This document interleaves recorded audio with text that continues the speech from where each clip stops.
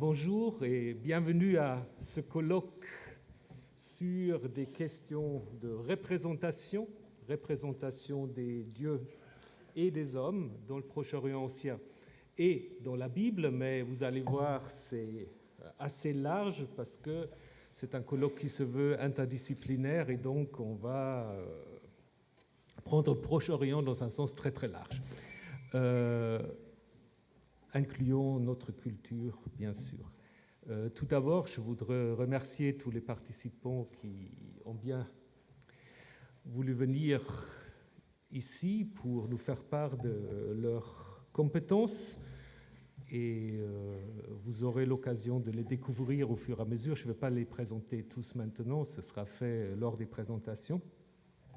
Et j'aimerais aussi, bien sûr, remercier la Fondation Hugo du Collège de France qui a permis en fait l'organisation de ce colloque par des subsides assez importants. Donc, avec mes remerciements, bien sûr aussi remerciements à l'administrateur du collège qui nous a mis à disposition cette salle qui commence à se remplir, mais il y a encore quelques places à prendre.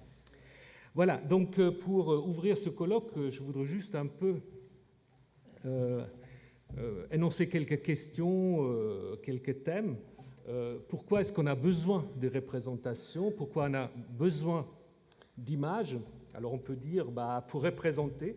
Et qu'est-ce qu'on représente souvent dans le Proche-Orient ancien? Ce sont des dieux de toutes sortes de manière thériomorphe, comme c'est le cas notamment en Égypte, mais pas seulement. Mais bien sûr aussi anthropomorphe, ça c'est très courant. Là, vous avez une déesse dont on ne sait pas exactement qui c'est. Je laisse ça aux assyriologues, est-ce que c'est vraiment Ishtar ou non? Et puis, on les présente aussi à la fois de manière anthropomorphe, mais en même temps aussi avec leurs symboles. Donc les dieux ont aussi des symboles, et tout ça peut cohabiter. Pourquoi? On verra tout cela. Et bien sûr, on représente souvent les hommes. Alors, quel type d'hommes? Les rois, surtout. Les rois en tant que bâtisseurs, en tant que chasseurs, en tant que guerriers. Mais on représente également des gens qu'on connaît mal, d'autres ethnies, comme par exemple les nomades, les fameux Chassous, ou les fameux peuples de la mer, dont on va aussi apprendre des choses. Quand on représente les rois, notamment, on les représente souvent à l'image du dieu. Donc là, ici, vous avez un dieu assyrien, probablement Assur, qui ressemble quand même farouchement au roi Assarhaddon, avec les mêmes gestes. Donc les rois et les dieux font les mêmes gestes, font les mêmes actions, comme on peut le voir aussi dans cette image-là, où vous avez dans le disque ailé une divinité qui ressemble quand même, ou qui fait le même geste que le roi Assurbanipal ici, prenant une ville. Ça montre aussi qu'évidemment, il y a un lien très fort entre image et propagande jusqu'à aujourd'hui. Donc l'image sert souvent à la propagande, à l'idéologie royale, mais aussi à faire passer toutes sortes de choses, parce qu'il faut nous rappeler que l'écriture, certes, elle est importante, mais elle est comprise par très peu de gens. Et c'est pour cela qu'on a très très fréquemment une sorte d'interaction entre l'image et l'écriture. Donc si vous prenez la stèle d'Hammurabi, notamment, qui certainement était dressée pour être visible, vous voyez que l'image, à mon avis, tout le monde le comprend, alors que l'écriture, en bas, elle est déjà en fait réservée à quelques initiés. Et peut-être une chose pareille, bien que ce sera sans doute de manière plus discrète, parce que cette tablette de 6 parts, elle est beaucoup plus petite, mais néanmoins, vous avez le même schéma, l'image, et puis ensuite l'écriture. Et tout à l'heure, je vous ai montré, ça c'est aussi très intéressant, je vous ai montré ce roi bâtisseur. Vous voyez que l'image, en fait, traverse le corps, traverse l'image, donc il y a vraiment là une interaction très, très forte. Bien sûr, dans ce colloque, il faut aussi nous parler de la question des images dans l'Israël ancien, question très débattue. Y avait-il des images? Certainement, il y avait des taureaux ou des veaux, des statues bovines, mais qu'en était-il des représentations de Yahvé? Est-ce que Yahvé était représenté ou pas? Grande question qui sera abordée, je pense, dans plusieurs communications.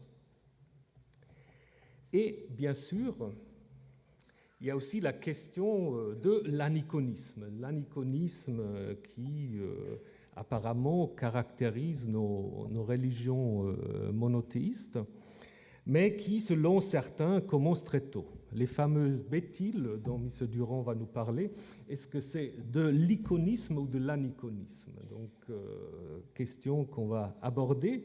Les matzevot, les stèles dans la Bible, qu'est-ce qu'ils représentent? Est-ce qu'ils représentent un culte aniconique ou est-ce que c'est quand même quelque part un culte en image?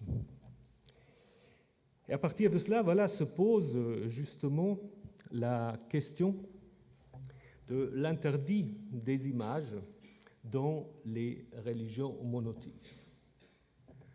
Pourquoi tu ne te feras pas d'image?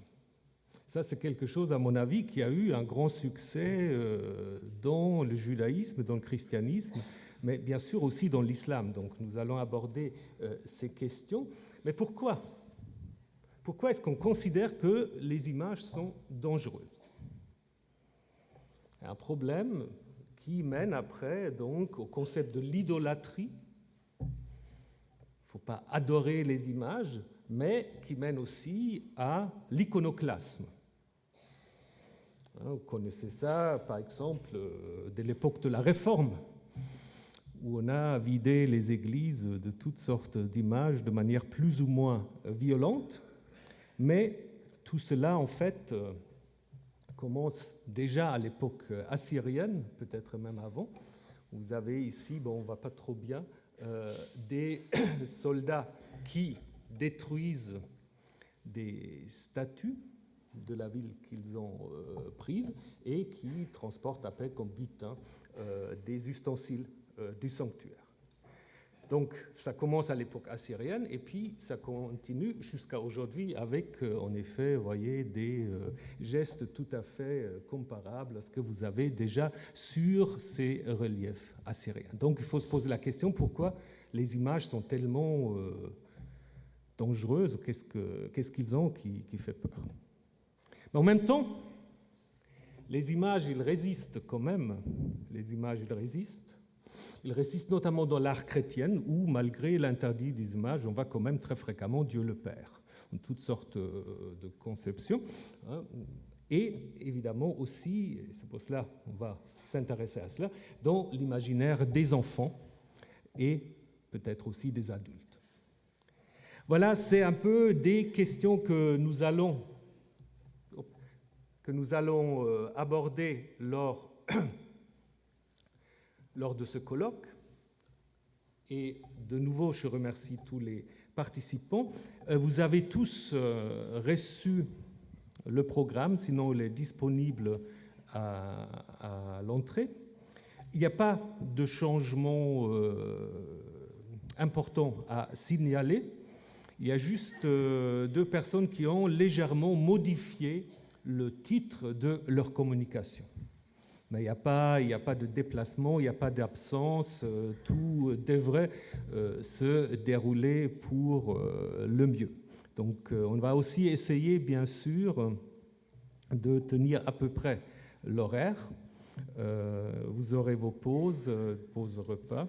Et donc l'idée, a priori, c'est qu'après chaque communication, on a un petit moment pour échanger et pour poser des questions aux intervenants.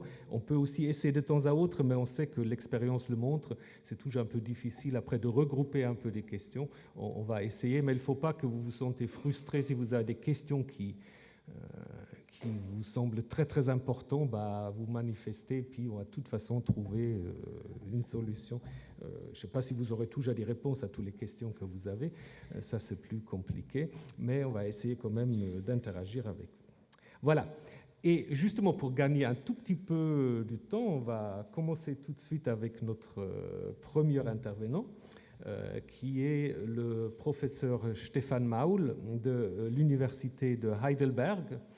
Et il a fait un exploit, donc il va nous parler d'image par la parole. Donc il n'y a pas d'image, mais il y a un texte très important, très intéressant qu'il va nous communiquer. Donc Stefan Maul est professeur d'acérologie à l'université de Heidelberg.